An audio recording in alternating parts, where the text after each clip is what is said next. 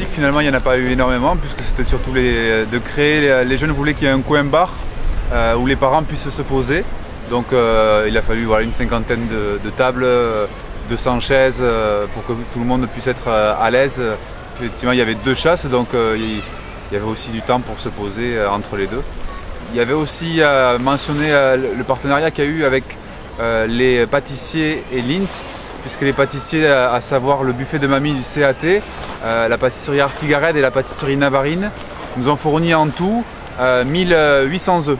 1800 œufs qui ont été partagés avec plus ou moins de succès, puisque effectivement c'était une première, donc il y en a qui sont peut-être partis avec un peu plus que les 10 œufs recommandés, mais l'esprit en tout cas c'était aussi le partage. On espère qu'en tout cas chacun a pu s'y retrouver par rapport à cette chasse. Ils ont pensé aux enfants qui allaient devoir attendre soit avant la première chasse, soit entre les 2 chasses, et ils se sont dit pourquoi pas créer un moment conte avec, ils ont pensé de suite aux animatrices Nicole et Émilie de la médiathèque pour créer un petit moment de tranquillité aussi au cœur de cet événement qui a été quand même assez speed au moment en tout cas de la chasse. Donc ça a fait du bien, ça a rééquilibré aussi un petit peu les choses pour qu'il puisse y avoir les deux. On avait pensé à faire plusieurs activités, on devait les choisir par ordre de priorité.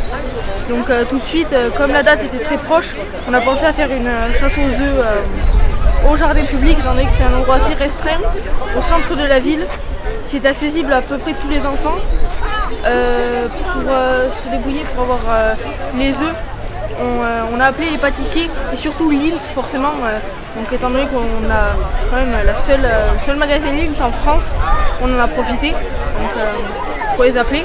On a acheté 800 œufs, il y en avait 1400 au total, et il y a certains pâtissiers qui nous ont fourni de gros œufs, du coup qu'on n'a pas pu cacher, donc qu'on a donné aux écoles qui ont participé à ce projet. C'est une grande organisation de la municipalité en partenariat avec le conseil municipal des jeunes.